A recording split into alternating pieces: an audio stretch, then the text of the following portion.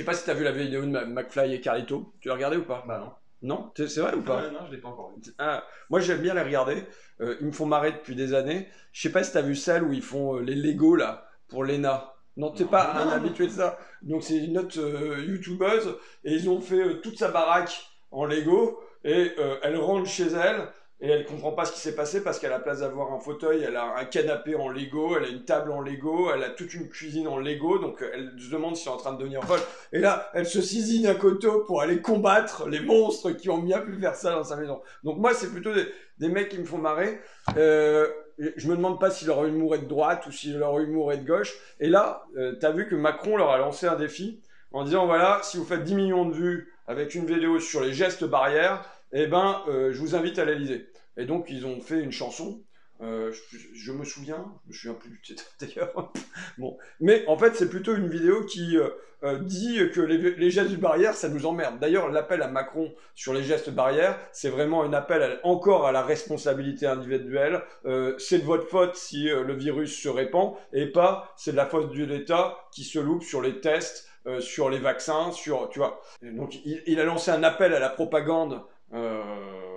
Par McFly et Carlito qui déjoue plutôt le truc en mode oh le masque ça nous emmerde, ils le jettent d'ailleurs dans un chemin et à la fin ils se font arrêter par les policiers parce qu'ils portent pas de masque. Mais je pense que Macron va quand même considérer que c'est une vidéo qui fait la promotion des gestes barrières histoire de les inviter à l'Elysée. Là j'ai vu sur RTL il y avait un chroniqueur qui s'exprimait et qui disait à propos de ça, c'est un peu de 2022 qui se joue.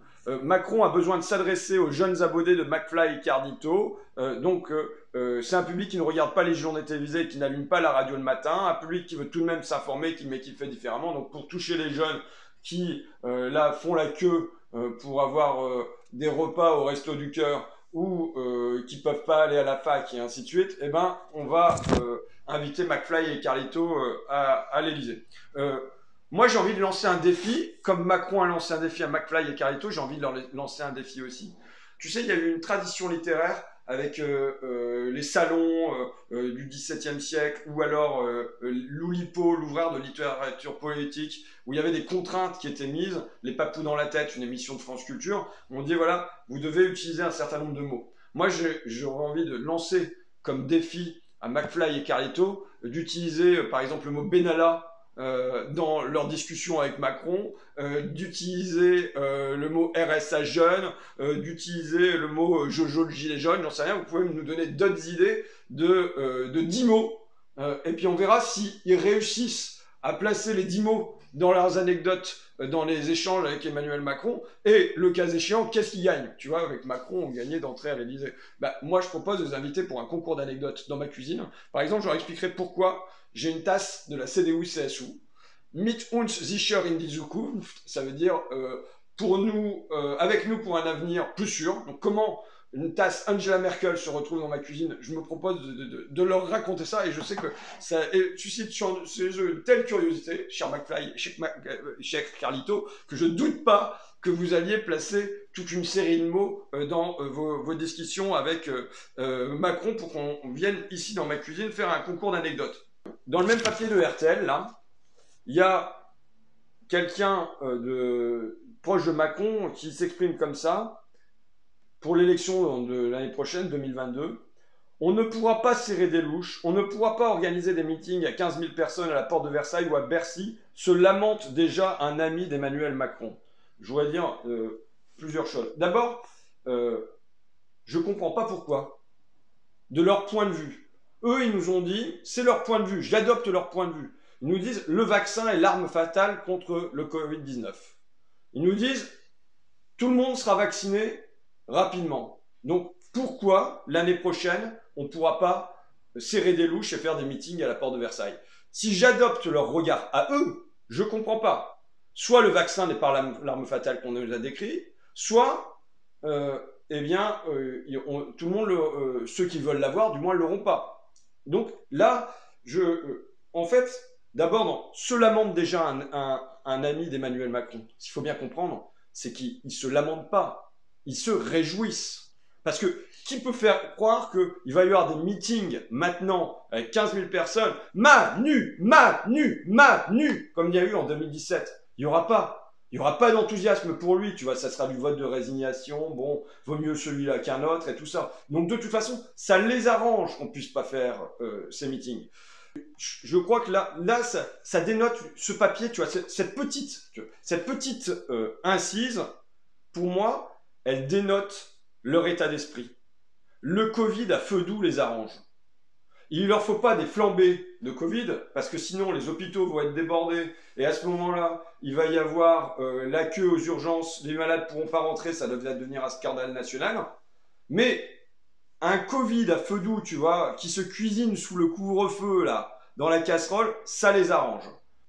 Pour te dire, je suis de plus en plus révolté par la manière dont ils gèrent la crise sanitaire. Ne serait-ce que Nice. T'as vu, les gens vont avoir le couvre-feu la semaine et le confinement le week-end. C'est-à-dire, qu'est-ce qui va leur rester comme vie? Et là, je lis dans 20 minutes, le fait d'avoir un aéroport international peut être une source de variants. Donc on nous dit qu'il continue à avoir des avions en provenance de Turquie, de Tunisie, du Maroc, de Russie, du Royaume-Uni. J'ai entendu 75 vols, je sais plus de trucs, mais je comprends pas moi. C'est hallucinant.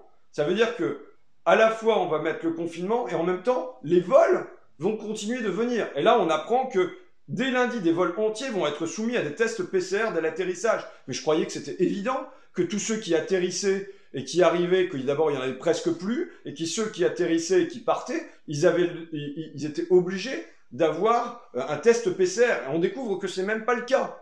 Et surtout, on voit qu'il va pouvoir y avoir du confinement, les gens vont devoir rester chez eux, mais en revanche, les Niçois qui veulent aller à Marseille, à Lyon, à Lille, répandre possiblement l'épidémie avec eux, ils vont pouvoir le faire parce qu'il n'y aura pas de cloisonnement des Alpes-Maritimes. C'est un espèce de délire. Ce que je dis, il y a une médecin, là, Véronique Mondin, qui est au CHU de Nice, infectiologue et qui est aussi membre du conseil scientifique, qui dit ça. Qui dit, bon, c'est n'importe quoi ce confinement. En gros, c'est comme si, tu sais, quand on a comme outil qu'un marteau, on voit tous les problèmes sous forme de clous. Et eux, c'est paf, ils tapent, ils ferment le robinet du confinement, c'est tout ce qu'ils savent faire. On lui demande à cette médecin, qu'auriez-vous souhaité? Elle répond, la mise en cercle fermé de notre département, pas un confinement. Il faut protéger nos ressortissants sans les frustrer et leur faire subir des choses qui sont très arbitraires. Ce n'est pas en se baladant sur la promenade des Anglais qu'on attrape le virus. Notre région est particulièrement exposée, il aurait fallu limiter vraiment les allées et venues. Pourquoi faire en sorte que des personnes viennent se contaminer et surtout que d'autres aillent et s'aimer le virus? C'est tellement évident. Mais là, c'est comme s'ils n'avaient plus qu'un outil, c'est confinement. Et donc, voilà, ils ferment, couvre-feu, confinement. Ils n'ont plus que ça. Toujours aussi aberrant, ce matin, j'entends à la radio sur France Inter une épidémiologiste avec un accent italien, Vittoria Colizza, de l'INSERM. Bon, une petite phrase. Salamé et Demorand n'ont pas rebondi dessus. Pourtant, il me semble, et elle-même n'a pas insisté. Voilà ce qu'elle dit. Pour nous, la partie la plus importante, ce sont les lieux de travail, parce que c'est là qu'on sait qu'il y a de la contamination qui reste assez importante. Et hop, elle passe à autre chose, elle passe au commerce, elle passe aux écoles, elle passe au cinéma et ainsi de suite. On sait, elle nous dit, que c'est sur les lieux de travail que se déroule de la contamination, mais là-dessus, on ne fera rien. Parce que là, il est acté maintenant depuis près d'un an qu'on ne touchera plus au travail, mais qu'en revanche, tout le reste pourra être mis sous séquestre. Le sport, la culture, les parcs, les amis, les amours, tout ça, on pourra le mettre sous le couvercle du couvre-feu et du confinement, mais en revanche, le travail, lui, doit demeurer libre. Où c'est discuté? Nulle part. Il n'y a aucune discussion démocratique autour de ça. Ça se fait comme ça, c'est tout. Est-ce que tu as vu passer le truc de la stratégie zéro Covid? Ouais, ça t'as vu. Donc là, il y a plus de 600 scientifiques qui ont signé une tribune pour dire, voilà, à la place d'être dans un truc où on modère ce que j'appelle le Covid doux, tu vois, le Covid à feu doux, eh ben, on étouffe ça, on a zéro Covid, et ils proposent une stratégie qui n'est pas résumée en il faut être strict. Non, c'est pas ça. Ils disent il y a des tas d'idées à utiliser. Les masques FFP2. quand on est dans des espaces intérieurs, et les eaux usées, l'analyse des eaux usées, dans les restaurants, les halts et les filtres à air. Enfin bon, il y a un tas d'idées comme ça, mais au fond, aujourd'hui, on n'a aucun lieu pour débattre de ça, pour mettre en commun cette intelligence. Et donc, il y a juste l'hôte là-haut, tout seul, qui dit « Allez, on reconfine, allez, couvre-feu 18h ». Mais là, pour moi, c'est devenu inacceptable, cette manière de gérer en étant juste sur des mesures policières et autoritaires. Depuis un an, les 2 premiers mois, je le redis, on pouvait comprendre, on était pris par surprise. Depuis, ce n'est plus acceptable. Ce n'est plus acceptable que ça se fasse sans un passage par la voie démocratique, par la discussion avec les commerçants, les étudiants, les syndicats, enfin tu vois, les soignants évidemment. Et pourquoi ça les arrange, ce Covid à feu doux? Parce que c'est un moyen pour eux de contrôler les corps. Il faut voir la continuité dans les ruptures. Il y a eu le mouvement des Gilets jaunes, qui était quoi? Qui était un surgissement des corps, du corps social, du corps populaire dans l'espace public.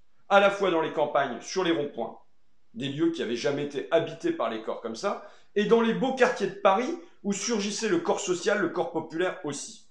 Et il y a eu un combat qui a été mené par le gouvernement, par le président, pour chasser le corps social, pour chasser les corps populaires de l'espace public. C'est passé par les LBD, c'est passé par les tirs de grenades, c'est passé par évidemment la police, c'est passé par les bulldozers pour détruire les Marcel et compagnie et les œuvres qui avaient pu être réalisées sur les ronds-points. Et ça a été quelque part une reconquête de l'espace social pour à nouveau chasser les corps et quelque part faire que le corps social se retrouve éclaté avec redeviennent des particules élémentaires, pour parler comme Michel Houellebecq, tu vois, avec chacun dans son coin. Et arrive là-dessus le Covid, qui est une nouvelle opportunité pour eux. Moi, je dis l'occasion fait le larron. Évidemment, il n'y a pas eu de complot pour faire naître le Covid, mais le Covid leur permet de mettre en œuvre leur stratégie politique. Et leur stratégie politique, c'est de faire disparaître les corps. Faire disparaître les corps, le corps populaire, le corps social.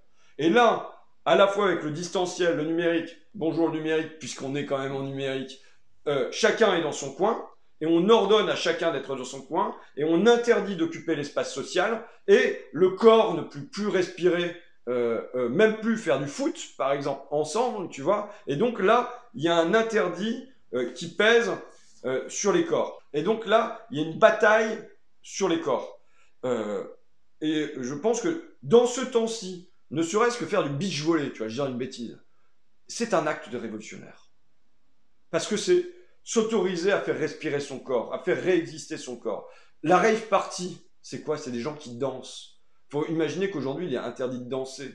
C'est un acte, quelque part, révolutionnaire. Tu vois, faire réexister le corps dans l'espace public, pour moi, il y a un enjeu dans les semaines et les mois à venir, de faire réexister le corps social, faire réexister le corps populaire, mais presque faire réexister le corps tout court, et le corps ensemble dans l'espace public. Et moi, j'en appellerais à une révolte des corps, tu vois. Je dis l'occasion fait le larron. Ça veut dire que c'est comme s'ils avaient un programme qui était prêt en cas de crise comme celle-ci. Donc le programme, c'était le distanciel. La Startup Nation nous a tellement répété qu'il fallait passer en numérique, en numérique, en numérique, tout en numérique, que là, boum, ils te sortent l'université en numérique, le télétravail, le commerce à distance, ils ont tout pour qu'on passe en numérique. Mais c'est aussi la concrétisation du libéralisme autoritaire. Tu vois, alors là, moi je m'appuie sur... Merde, j'ai pas descendu le bon. Il est rose aussi, mais c'est pas celui-là, tant pis. C'est le bouquin de Grégoire Chamaillou, La société ingouvernable, dont j'ai fait un résumé dans Fakir, là, dans le dernier numéro de Fakir, Jupiter et sanitaire, la dictature en marche. J'ai consacré 2 pages à résumer le bouquin, mettre la démocratie de côté, parce que je pense que c'est nécessaire de comprendre ce qu'est le libéralisme autoritaire aujourd'hui. Ça veut dire quoi concrètement, tu vois, dans le temps présent? Ça veut dire la liberté pour les entreprises. Il n'y a aucune contrainte qui est mise à Sanofi, aucune contrainte qui est mise au labo pour produire des vaccins, mais autoritaire sur les individus, sur les citoyens, évidemment, masque, confinement, couvre-feu et patati patata, tu vois. Et ça, il faut bien voir que ça, c'est quelque chose qui sort de terre aujourd'hui, mais qui de manière souterraine s'est mis à exister à partir des années 70. Dans le papier, là, je cite un reporter du Wall Street Journal qui en 1970 va visiter une usine et simplement il conclut son article par cette phrase: ils n'ont pas l'air d'avoir peur. Et il est surpris de ça. Les ouvriers n'ont pas peur. C'est bien difficile de les faire venir le lundi. Souvent, les mecs, ils viennent que 4 jours par semaine. On leur demande, mais pourquoi vous venez que 4 jours par semaine? Bah parce que si je venais seulement 3 jours par semaine, je serais pas assez payé, tu vois. Et l'été, ils viennent plus. Donc, et ça, c'est comme ça à l'intérieur des entreprises, mais c'est comme ça dans la société américaine, après la guerre du Vietnam, enfin, avec un certain nombre de révoltes dans les quartiers populaires et tout ça. Et donc, on a des gens qui conseillent de mettre dans les élites tu vois, de l'eau dans le vin, quoi, tu vois, atténuer les choses, modérer, mettre de la démocratie dans l'entreprise et tout ça. Et puis t'en as d'autres qui disent le business devrait se battre comme s'il était en guerre. Et comme toute bonne guerre, celle-ci doit être menée hardiment, vaillamment et par-dessus tout non moralement. Et ils décident, il y en a une partie de l'élite qui décide qu'il faut mener la guerre contre ça. La guerre finalement contre l'émergence d'un démos, de la démocratie. Et ça va se traduire, tu le sais, par une phrase que je cite tout le temps, qui est de Samuel Huntington dans un rapport qu'il rend pour la commission trilatérale qui réunit les élites américaines, japonaises, européennes. Je sais que je la radote, mais il faut que vous la preniez par cœur, donc c'est comme ça, où il dit, bah voilà, on a un problème aujourd'hui, c'est que y a trop de démocratie. Donc qu'est-ce qu'on doit faire? Il le dit, on doit instaurer de l'apathie politique. Plus exactement, la citation exacte chez Chamaillou, c'est « Ce qui est nécessaire est un degré plus grand de modération dans la démocratie. Le bon fonctionnement d'un système politique démocratique requiert habituellement une certaine mesure d'apathie et de non-engagement d'une partie des individus et des groupes. » Donc voilà ce qui est recommandé dans le rapport de Huntington. Et tu vas voir ensuite, par exemple, Hayek, qui est le grand théoricien, tu sais, du néolibéralisme, qui va se rendre dans le Chili de Pinochet et qui va dire je préfère un dictateur libéral à un gouvernement démocratique sans libéralisme. Donc il y a le choix possiblement de la dictature plutôt que de la démocratie, si la dictature garantit la liberté pour les entreprises, plutôt que des nationalisations, des choses comme ça.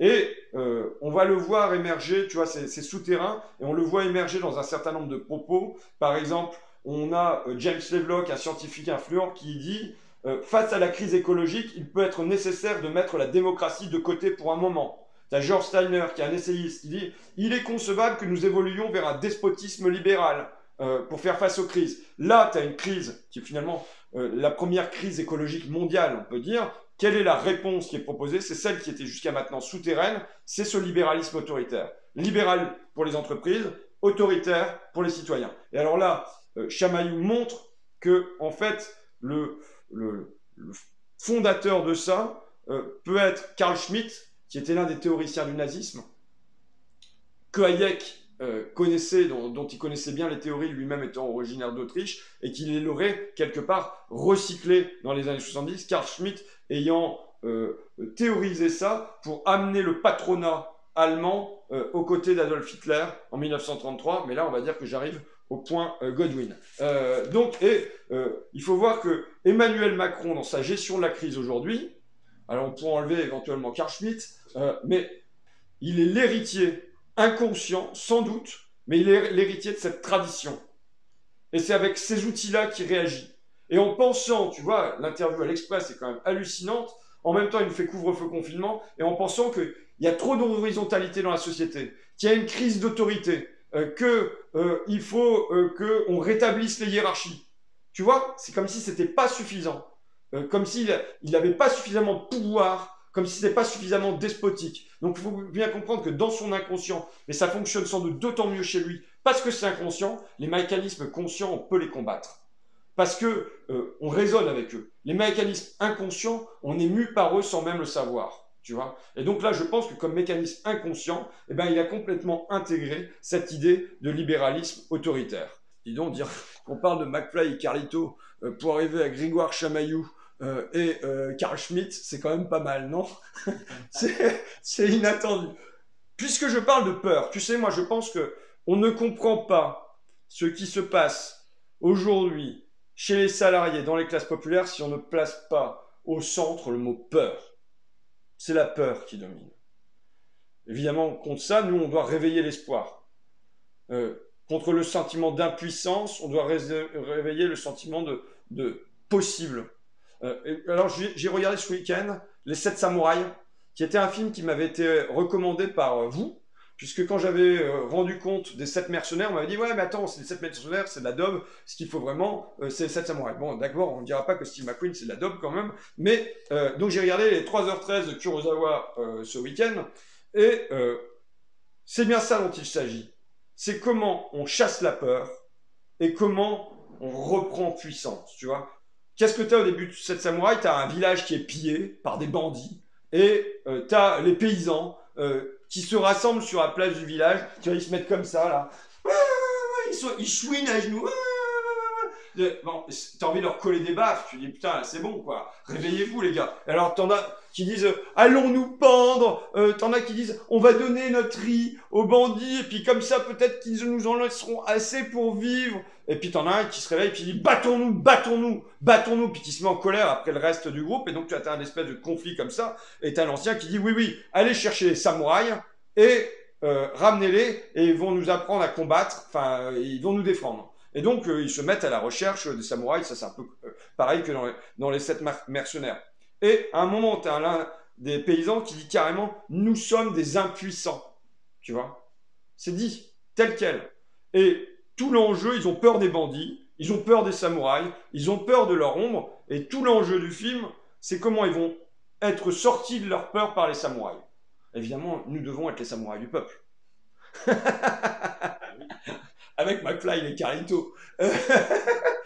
Oui, nous devons être les samouraïs du peuple. Nous devons aider en permanence le peuple à sortir de la peur. Alors, la peur du pouvoir, la peur de la police, la peur de perdre son boulot, la peur du chômage, la peur du Covid, tu vois, et toute une série de peurs, et de redonner à leur côté un sentiment de puissance. Évidemment, c'est une bataille qui peut être décourageante. Mais je pense que, et là, aujourd'hui, je pense que le pas numéro 1, c'est de retrouver les corps dans l'espace public. Bon, est-ce que c'est tout ce que j'ai raconté? Ah oui! Hey, et moi, pour combattre la peur, j'ai une arme. Je voudrais remercier Nieves. Nieves, c'est la fille de Sandrine. Salut Sandrine, salut Nieves. Sandrine qui est l'une des militantes de Picardie Debout. Nieves, donc sa fille. Qui a fait, je ne sais pas si c'est un CAP, un BEP, enfin un diplôme de cordonnerie, qui est triste parce qu'elle ne trouve pas du boulot normalement pour travailler. Et là, donc, je lui ai donné ma veste en cuir, qui était une veste en cuir qui avait été achetée avec ma grand-mère. Donc, tu vois, une valeur sentimentale que je portais depuis début des années 2000 et qui était mon espèce d'armure. Tu vois, quand je l'ai, je me sens accompagné. Et donc, elle me l'a complètement réparée. C'est dingue, hein? Ce qu'on arrive à faire. Parce que je peux te dire, on n'a pas de photo, mais elle était dans un état piteux. Donc je m'en vais remettre mon armure comme samouraï du peuple. Merci Nieves. Voilà, j'espère que la remercier pour la qualité de son travail, de ce qu'elle a réussi avec cette veste, ça va lui permettre de retrouver un sentiment de puissance et de faire, quoi, et d'envie de la vie, quoi. Elle l'a, j'en suis sûr, au fond d'elle, mais parfois elle est découragée. Et je vois beaucoup de jeunes qui aujourd'hui sont découragés par le temps qui est à traverser, quoi. Bon, je sais pas, ça termine pas gaiement. Une blague. L'anecdote sur un CDU, c'est où vous l'attendez. Vous l'aurez, même si McFly et Carlito viennent pas dans ma cuisine, vous aurez quand même la prochaine fois l'anecdote sur ma tasse CDU CSU, d'accord?